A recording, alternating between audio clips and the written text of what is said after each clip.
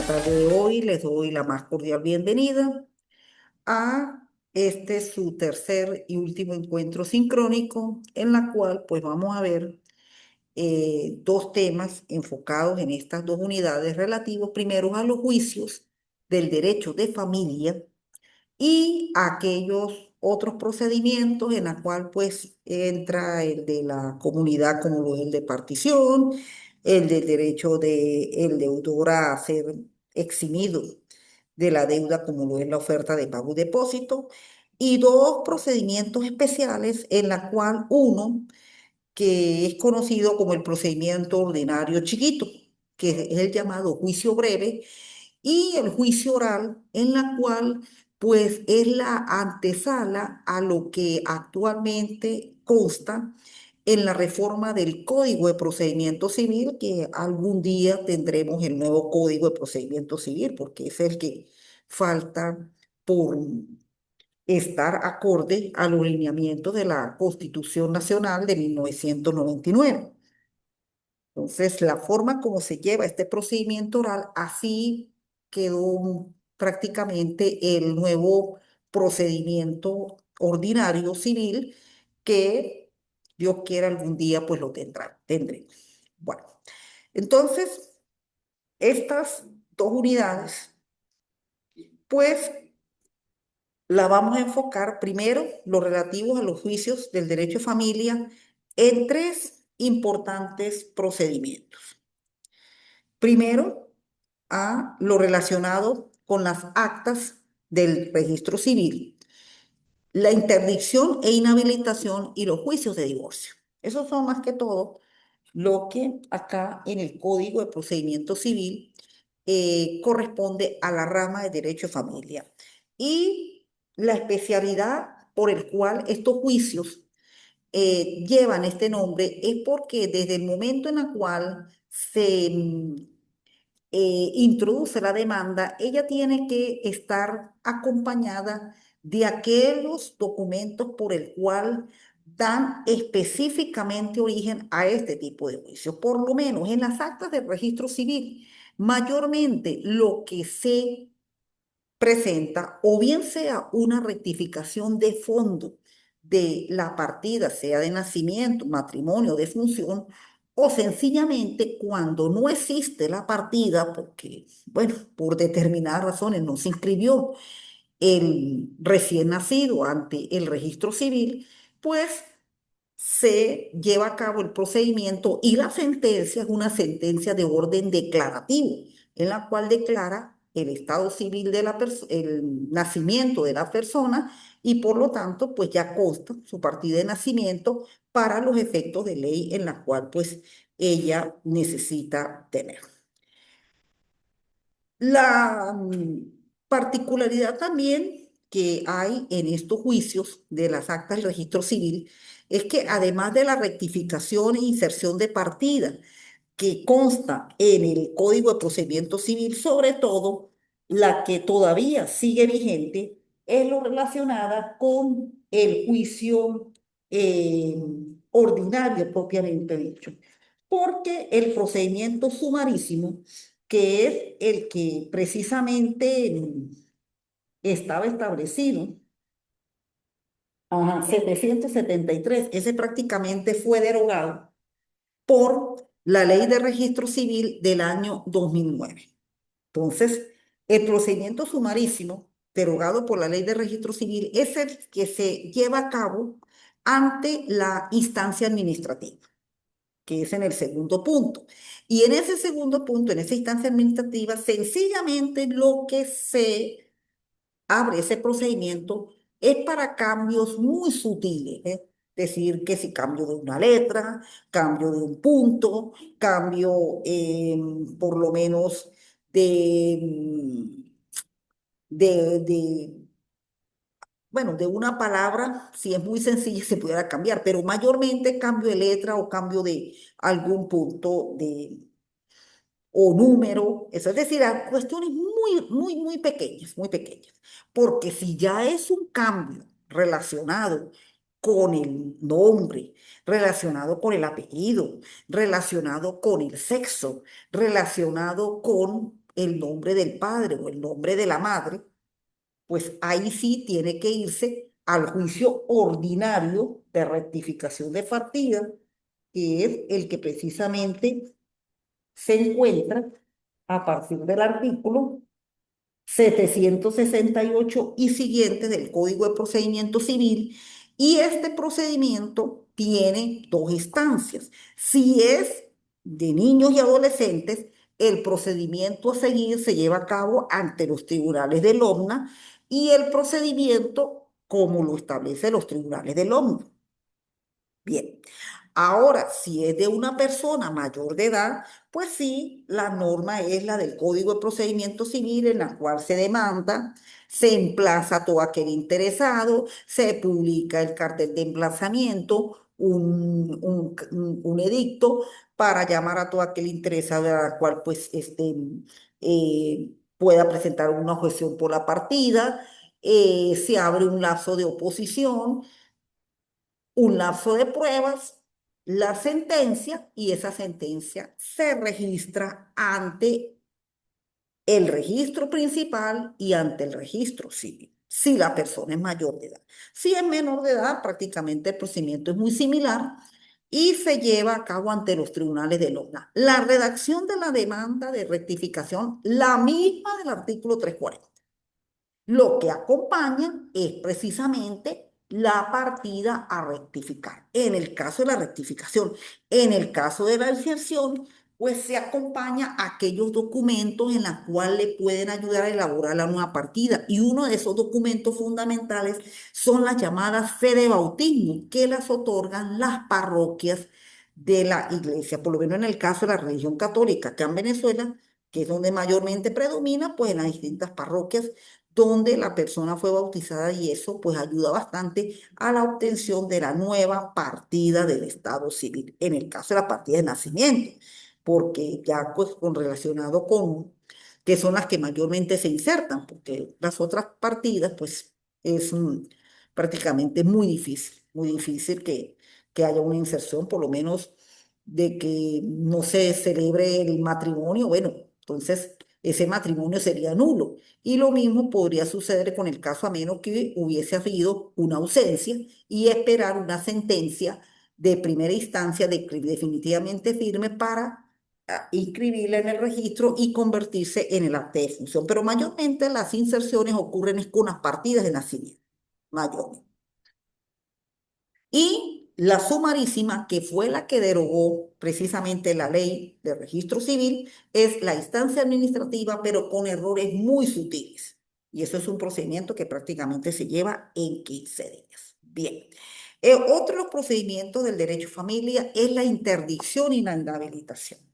Y acá, por lo menos, si alguno de ustedes en una oportunidad en derecho civil personas, en un tiempo trabajé con derecho civil personas, le llegué a dar, estos son los juicios que se utilizan y que tienen la especialidad para precisamente suplir esa capacidad de goce que tiene el mayor de edad cuando por sí mismo no puede realizar sus actos de la vida normal y más actos de carácter legal o actos jurídicos.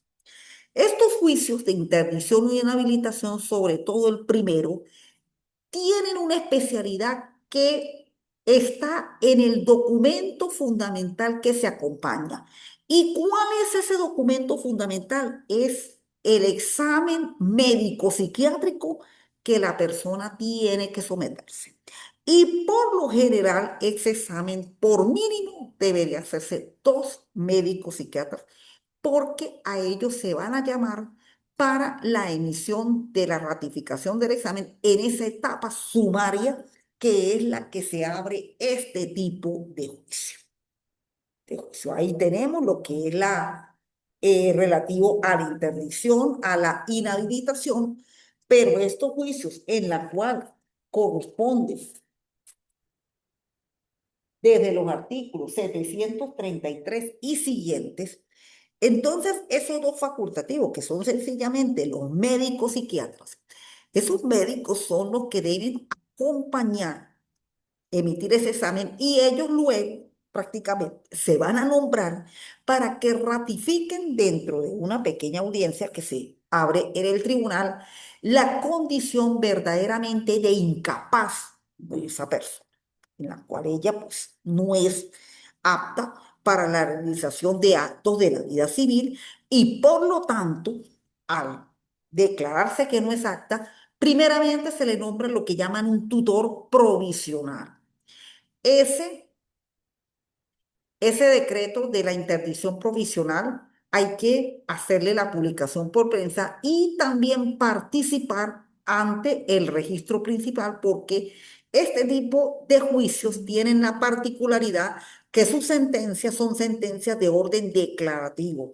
Declaran un estado civil, declaran una incapacidad e igualmente en el divorcio declaran la nulidad de un acto jurídico, como lo es el matrimonio, y nace un nuevo estado civil, que es el estado de divorcio.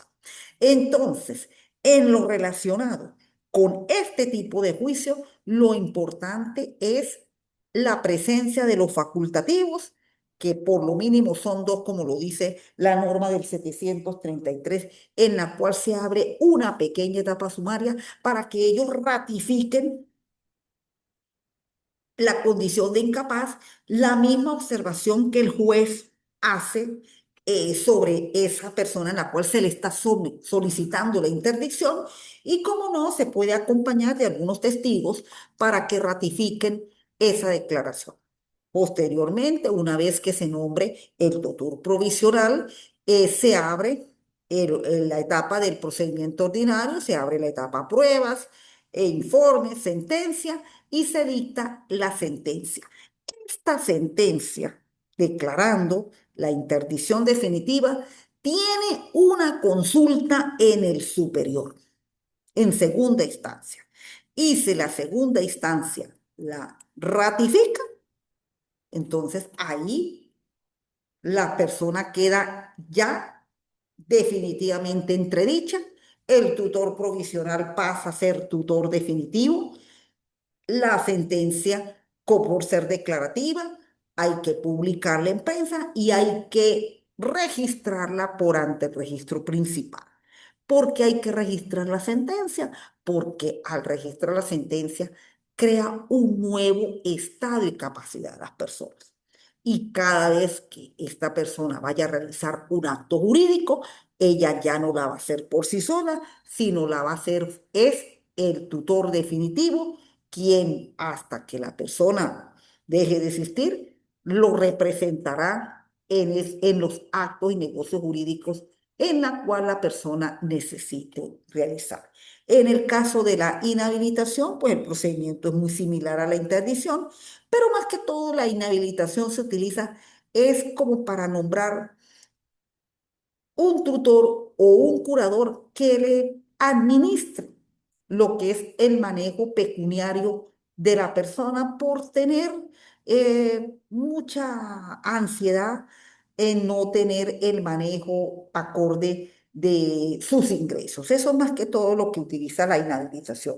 Es un poquito menos rigurosa. Aquí en la inhabilitación si no se utilizan los facultativos, pero más que todo se nombra ese tutor a los fines de que por lo menos la persona no pierda esa capacidad para por lo menos manejar lo que son sus este, fondos, que es lo que más que todo se utiliza. Y lo relativo al divorcio, la separación de cuerpos, pues este sí es uno de los procedimientos en la cual pues tiene dos tipos de instancias o dos tipos de tribunales que se realizan. En primer lugar, si la pareja, pues ese matrimonio eh, tiene hijos, tiene hijos, pues los hijos hay que ver la edad de ellos. Si son menores de 18 años, pues la jurisdicción competente son los tribunales de protección del niño, niña y adolescente, los conocidos como tribunales del ORNA, en la cual el procedimiento a aplicar está establecido en la ley orgánica. Bien, ahora si son hijos mayores de edad, o la pareja no tiene hijos, entonces la jurisdicción a utilizar es la jurisdicción ordinaria civil. ¿Cuándo se utiliza la jurisdicción en primera instancia? Cuando el divorcio es producto de una de las 7 causales del artículo 185 del Código Civil. Si la pareja está en curso, o por lo menos el que esté en curso, no la pareja, el que esté en curso, dentro de unas 7 causales, el otro cónyuge afectado demanda y el tribunal a utilizar el de primera instancia en lo civil. Ahora, si se va por la vía del artículo 185A o se acoge a la sentencia de fecha 31 de marzo del 2017, en la cual es la famosa sentencia del desamor, del desafecto, pues ahí ya la jurisdicción a utilizar es la jurisdicción ordinaria del municipio. Entonces, ese tipo de juicio, como la separación de mutuo consentimiento, igualmente tanto se utiliza en la jurisdicción del municipio. Solamente se utiliza la primera instancia es cuando el divorcio se produce por una de las 7 causales del artículo 185 del Código Civil. Si tiene hijos mayores de edad o no tiene hijos.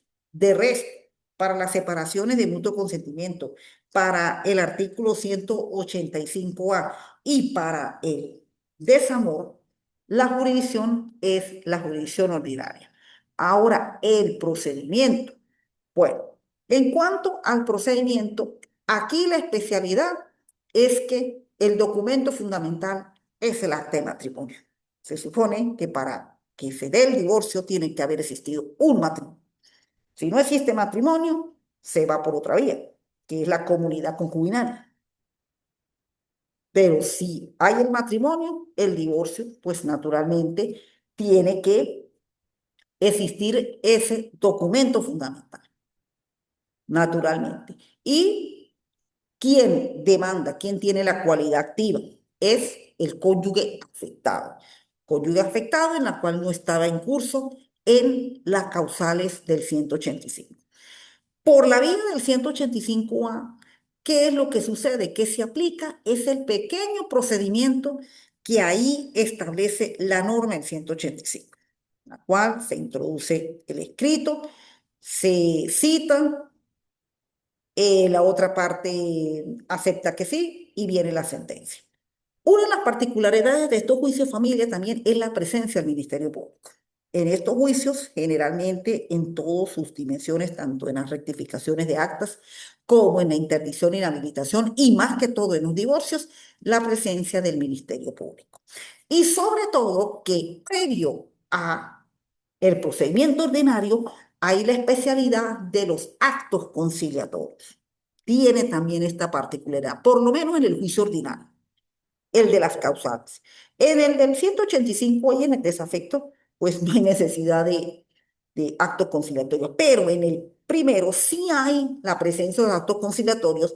En la jurisdicción del OMNA, un solo acto conciliatorio. En la jurisdicción ordinaria, 2 actos conciliatorios. Primeros 45 días y el segundo acto pasados los otros 45 días. Si no hay la conciliación, al quinto día la contestación de la demanda y luego se abre la etapa probatoria, los informes, la sentencia, para que se dé el juicio, la declaración del divorcio.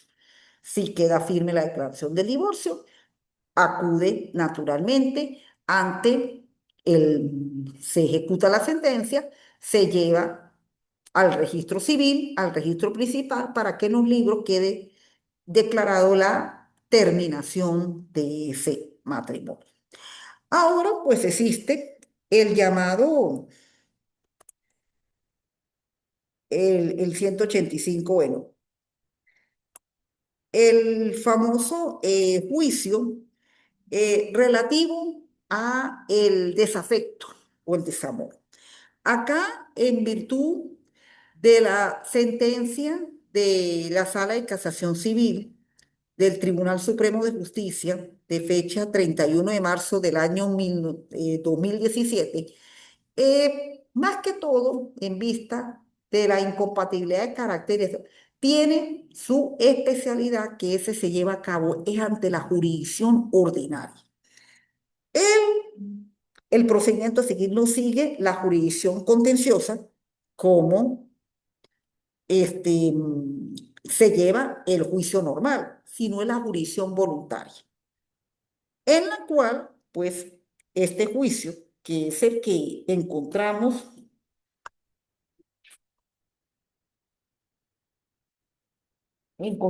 en el libro, en la parte segunda, lo que es la jurisdicción voluntaria, este juicio se aplica a partir de los artículos 895 y siguientes. ¿Ven? A 895 y siguientes. Ese es el juicio que mayormente se aplica en esta jurisdicción. Ajá, se aplica lo relativo, que el consentimiento, este pequeño juicio, en la cual, bueno, parece ser que es el que están utilizando, sí, 895 y siguiente, es el que se está utilizando en la mayoría de tribunales. Y en mi criterio, pues es el más rápido, porque probar a veces una de las 7 causales del 185 casi que es imposible. Por ahí la que pudiera funcionar es la del abandono, un poquito la del abandono, pero el adulterio a veces es muy difícil. La sevicia es muy difícil, o que estuviera condenado a presidio. Bueno, ahí está la cuestión de la sentencia del Tribunal Penal, pero no es muy fácil. Se acude mucho al 185A de los 5 años de la separación, en la cual pues le traigo aquí una sentencia de la Sala Constitucional relativo a este juicio y por lo tanto, pues, bueno, ayuda un poco porque, como se dice, son normas más que todo de orden enunciativo y no taxativo. Bueno, entonces, la situación con este juicio del desafecto, del desamor, es que el tribunal, mayormente el tribunal de municipio, aquí la competencia es municipal y el procedimiento se lleva a cabo por el de la jurisdicción voluntaria, que es la que leí hace rato de 900, eh, del 895 y siguientes, por medio de esas zonas normativas que aplica el juez municipal cuando se introducen este tipo de juicios. Mayormente, pues, en personas mayores de edad, perdón, en matrimonios que los hijos son mayores de edad o que no tienen hijos. Porque el que tenga hijos, igualito. Y si son menores de edad, así sea, por el desamor, igualito lo introduce ante todo. La competencia del tribunal por la especialidad de esto, de los juicios de familia, es en la edad de los hijos. Si son menores, longa. Menores significan de 18 años hacia abajo. Y si son mayores, ordinario. Contencioso, primera instancia, artículo 185. Contencioso, jurisdicción municipal, separación, 185A y el desafecto. Pero este último, el procedimiento es por la jurisdicción voluntaria, no es por la jurisdicción contenciosa que tenemos acá, la de el juicio de divorcio. Eso es puntico claro que tienen que tener porque este juicio se da mucho, eh, es de trabajo y acá pues nosotros acudimos muy a menudo en este tipo de procesos. Bien, bueno, y terminamos con otros juicios que tienen la particularidad de el documento fundamental y sobre todo la situación de las partes, por lo menos en cuanto a la cualidad de cada uno de ellos. Los dos primeros y los dos segundos es esa especialidad, por un lado, reducir el procedimiento ordinario a lo más corto que se pueda. Y aquí juega mucho en la cuantía, el tipo de cuantía, que ya la cuantía es menos de los 1.500 euros. Aquí sí es menos de 1.500 euros. Aunque hay algunas leyes especiales que tienen mencionado ese juicio. Uno de ellos es la ley con reserva de dominio. La ley con reserva de dominio en cuanto a el procedimiento a aplicar para el cobro de ya la insolvencia del deudor es por este procedimiento, el juicio breve. Y el procedimiento oral, pues es un procedimiento en que dentro del Código de Procedimiento Civil está enmarcado en cuatro competencias. Lo que sucede es que acá la referencia es que tenemos que tenerlo muy en cuenta porque cuando venga la reforma del Código de Procedimiento Civil, este fue el procedimiento que siguieron, el procedimiento oral, porque lleva las mismas etapas de los procedimientos que ya actualmente siguen la Constitución de 1999, que es la etapa de sustanciación y la etapa de juicio. Ya esto de instrucción de la causa, introducción de la causa, instrucción de la causa y decisión de la causa, eso desaparece con etapa de sustanciación, que es demanda y contestación, y al producirse la traba de la litis, que es con la contestación, viene la etapa de juicio, que es el lazo de pruebas. Ahí dentro de la etapa de juicio se dicta el dispositivo y a los 5 o 10 días se publica la sentencia. Luego, segunda instancia tiene, que segunda instancia no es mucho el cambio, y la casación, pues seguiremos casi que lo mismo, pero en el procedimiento ordinario sí se presenta un cambio y sigue de acuerdo al procedimiento oral.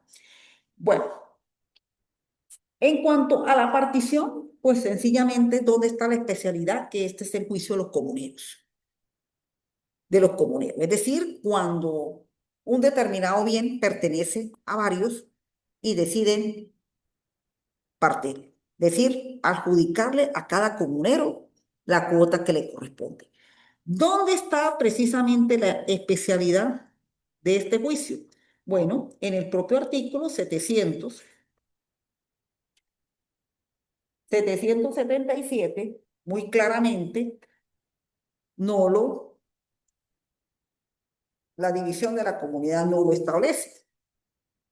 La demanda de partición o división de bienes comunes se promoverá por los trámites del procedimiento ordinario y en ella se expresará especialmente el título que origina la comunidad, los nombres de los condóminos y la proporción en que debe dividirse los bienes.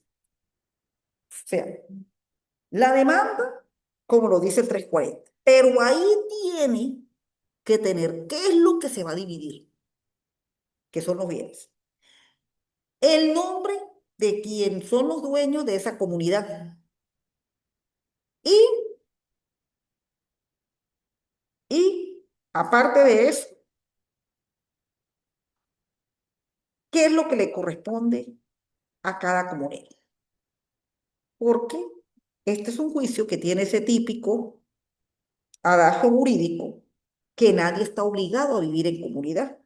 Entonces, el que no está obligado a vivir en comunidad, pues pide su parte. Que él se puede dar de dos formas también. Por medio de la vía extrajudicial, que todos se pongan de acuerdo, todos los comuneros, y se indique qué le corresponde a cada uno o a qué, o si no están de acuerdo, pedir que un juez, por medio de una sentencia declarativa, se determine la partición. Aquí, ¿qué le corresponde a cada quien? Bien, esa es una de las finalidades. Sigue mayormente el procedimiento ordinario porque la demanda, la citación, todo es como el procedimiento ordinario. Pero en el momento en que se cita la parte, los otros comuneros puede ocurrir dos situaciones. o que se haga la partición en la cual no hace oposición a la demanda, o si hace oposición a demanda, se sustancia por el procedimiento ordinario. Lo que sucede es que la partición se difiere con la oposición. Eso es lo que sucede. Entonces, si al citar a los demandados, que son los otros comuneros, no hay oposición, el juez hace el nombramiento del partidor y se empieza a dividir el bien. Ahora, si la parte, los demandados hacen oposición, ¿qué sucede? El juez decide si hay lugar a la oposición o no, y si hay lugar, se va a procedimiento ordinario, lo que va a diferir la partición. Pero si no hay lugar a la oposición, de una vez se nombra al partidor. Ahí tenemos desde los artículos 778 y siguientes, bueno, cómo es lo que ocurre para llevar a cabo este procedimiento de partición. Entonces, mayormente, los documentos pues son los bienes que pertenecen los comuneros y mayormente este tipo de juicios se genera más que todo en la liquidación de los bienes de la comunidad conyugal cuando los quienes fueron esposos, ahora que pasa de una comunidad conyugal a una comunidad ordinaria, pues tienen que dividir la comunidad y si no la hacen de por la buena, pues acuden a este juicio de partición y esto es muy típico más que todo en la comunidad sucesoral. Ahí sí, mayormente se presenta mucho este juicio de partición. Bueno, otro juicio muy especial y que lo pide el programa de Derecho Procesal Civil, es el de la oferta de pago y depósito. Ese es el típico juicio de el deudor para buscar su solvencia. Aquí el demandante no es el acreedor, sino es el deudor. Así como en la intimación, cuando vimos hace en el encuentro anterior, vimos lo relativo a la intimación, en que naturalmente el acreedor, producto de la falta de pago en la fecha indicada por parte del deudor, también el deudor tiene el derecho de cumplir con esa deuda. ¿Cuándo lo hace? Cuando el acreedor no le quiera recibir el pago. Bueno, que a veces sucede. Y por eso, así como el acreedor cobra su deuda, el deudor también tiene derecho de quedar liberado de la deuda. Entonces, aquí tenemos que, por un lado, lo que se busca es la solvencia del deudor. Y para ello, pues naturalmente tiene que existir la obligación, porque la obligación, acuérdense que la prestación es el pago, así como el deudor, el acreedor cobra, el deudor paga. Eso es recíproco. Y ambos tienen derecho a cobrar, lo hacemos en intimación. Y el otro tiene derecho a quedar solvente, lo hacemos en una oferta de pago. Entonces tenemos ahí esos dos mecanismos. En este tipo de procedimiento, ahí tenemos la especialidad y previo a la etapa, si se llega a la etapa de procedimiento ordinario, hay una oferta en la cual el juez se traslada al lugar de la residencia o donde se cita el acreedor, porque aquí quien demanda es el deudor. El deudor demanda al acreedor para que haga su pago, hacerle la oferta. Bueno, viene a pagarle, bueno, la deuda se cobra lo mismo, capital, interés, bueno, todo lo que el acreedor debe, todo lo que el deudor debía, se la paga al acreedor. Le hace la oferta de que le va a pagar y el acreedor puede hacer una oposición o no. Igualmente se levanta un acta y si hace oposición, se va a procedimiento ordinario. Se contesta demanda, se va a pruebas, informe, sentencia. Si no hace oposición, la oferta de pago y el acta queda firme, se deposita en el tribunal y el acreedor pues va a retirar el pago.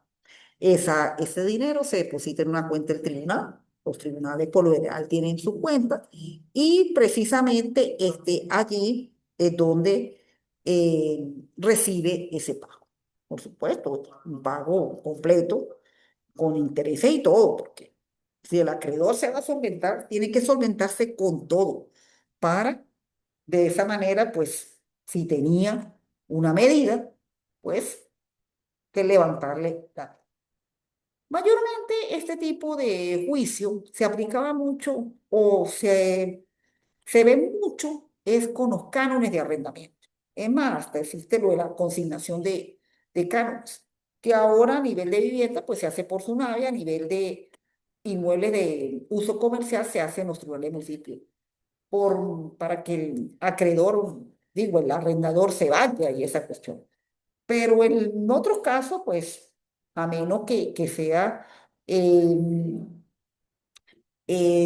ventas de inmuebles y esa cuestión, que hay veces vienen esos arrepentimientos en la cual el vendedor, pues, no quería, no quería vender o el precio a lo mejor se podía, este, se podía pagar, vamos a decir, de una mejor manera. Entonces, pues, en este caso, para, para precisamente no haber, vamos a decir, dificultades, eh, sobre todo en este tiempo, en donde muchas veces para vender, sí, se le da el precio, cómo no, pero de repente viene una reacción, no, yo vendí muy barato, entonces ahí tiene la oportunidad precisamente, si ese fue el convenio de que se iba a vender a tantas, bueno, divisa convertido en bolívares, esa cuestión, bueno, acudir al tribunal y hacer el pago y de esa manera hacer el negocio. Porque eso es lo que mayormente sucede, que en un primer momento pido esto y luego más adelante me arrepiento, no, que pedí muy barato, que pedí aquello, cuando precisamente cuando se hacen los negocios pues tiene que existir esa seguridad para no llegar muchas veces a estas situaciones y más que todo con estas economías tan inflacionarias que tiene la Venezuela, porque precisamente por eso se están estos procedimientos, debido a que primero se dice un precio mientras la persona reúne el dinero, el otro o le recibe una parte, luego se arrepiente, le quiere cobrar más. Y ahí es donde a veces se presenta de que acuda al tribunal, deposite para poder realizar el negocio. Entonces, la especialidad está igualmente en que se contrae una obligación, pero acá la cualidad cambia. En vez, la cualidad activa la tiene el deudor, la cualidad pasiva la tiene el acreedor, la obligación sigue siendo la misma y lo que hace es que en el acreedor intima pagar. En la oferta de pago, el juez le notifica al acreedor de la oferta para que la oferta acepte el depósito e igualmente se cumple con la obligación. Esa es la particularidad de este juicio. Bueno, el juicio breve, en síntesis, y tenemos, vamos a quitar una palabra que se me puede más, en síntesis. Y al estudiante, en síntesis del procedimiento, es una síntesis del procedimiento ordinario. O sea, prácticamente el procedimiento ordinario es el llamado procedimiento chiquito, procedimiento ordinario. Es una síntesis, un corte que se le hace a ese procedimiento ordinario. ¿En qué sentido? Primero, los lazos se reducen y no hay informes. Aquí sí no hay informes como en el ordinario, que sí tenemos como esas conclusiones aquí no hay informes. Por lo general, por ser la cuantía menor a 1.500 euros, pues este procedimiento no va a tener casación. En realidad no va a tener casación. Mayormente, sí, este es un procedimiento que en general no tiene la casación y la cuantía pues es en ese monto, 1.500. Aquí la demanda, a partir de 881 y siguiente, la demanda pues se hace igual al 340. La forma de citar al demandado de la misma manera y una vez citado al demandado, al segundo día contesta la demanda, presenta cuestiones previas. Si contesta la demanda, se abre el lazo probatorio de 10 días. Si presenta cuestiones previas, pues este, y presenta cuestiones previas, estas deben resolverse al día siguiente. Se abre un lazo probatorio de 10 días donde se promueven y se evacúan las pruebas de una vez y tiene 5 días para sentenciar. Si la sentencia se dicta dentro del lazo, 3 días para apelar y en segunda instancia el procedimiento dura 10 días. Ahí en 10 días se presentan alegatos, informes, se pueden presentar las pruebas documentales, sobre todo el documento público, que es el que se permite en segunda instancia, y se hace todo en 10 días. Dicta sentencia entre 5 días y ahí queda ya listo este procedimiento. Y por último, pues entramos con el procedimiento oral, en la cual este procedimiento, como ahí lo explica, sí tiene la cuantía de los 3.000, es decir, este tipo de procedimiento sí tiene casación. Pero las etapas, pues son etapas donde primero viene una etapa sumaria, una etapa de introducción donde se demanda y contestación en un solo momento. Hay una audiencia de pruebas que se lleva a cabo en forma oral, el dispositivo, la sentencia, se publica y la segunda instancia pues es prácticamente en un tiempo bastante perentorio. Acá lo único es que la competencia sí son solamente 3 materias específicas, que son los casos de accidentes de tránsito, casos laborales, ya le voy a indicar. Ajá, la audiencia en debate oral. Ajá. Son derecho de crédito de obligaciones patrimoniales que no tengan un procedimiento especial. Asuntos contenciosos de trabajo, demandas de tránsito y demás disposiciones que lo establezcan. O sea, que son más que todo aquellos cobros de dinero o derecho de crédito que no estén dentro de los encausados en la intimación o en la ejecución de prenda o en la ejecución de hipoteca. Los juicios de tránsito y los llamados asuntos contenciosos de trabajo, que ya ahora esto pues quedó derogado porque ahora el nuevo procedimiento del trabajo pues prácticamente siguió este tipo de procedimiento y ese va a ser el procedimiento civil, uno de los parecidos al procedimiento laboral. Bien, entonces, como se dice, esas son las 3 materias. La demanda, naturalmente, se hace igual de artículo 340, la citación, y se lleva a cabo una audiencia conciliatoria. Se lleva una audiencia conciliatoria como sucede en el procedimiento actual. Si no hay conciliación, se contesta demanda y al contestar demanda, pues se abre la audiencia al debate de pruebas, en la cual pues se fija un día, una hora para llevar a cabo el debate y dentro de ese debate al finalizar pues se dicta el dispositivo de la sentencia. Lo único es que este procedimiento oral pues son solamente 3 materias más nada que se puede introducir. O sea, 3 tipos de pretensiones. Las demás pretensiones pues se siguen por el procedimiento ordinario que ya ustedes pues lo vieron en el procesal anterior.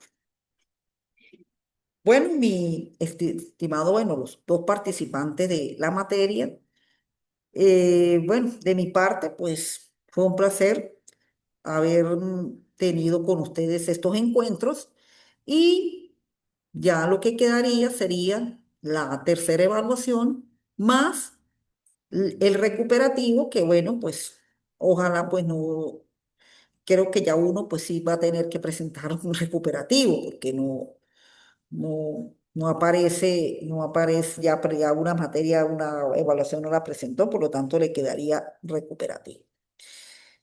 Bien, de mi parte pues gracias por su atención y creo que nos encontraremos en ya el finalizando todo lo referente al procesal civil con las prácticas civiles, en la cual será la materialización de todo lo que se hace en estos procesos. ¿Qué escritos son los que se hacen? ¿En qué momento se hacen? ¿Cómo se hacen? Etcétera, etcétera.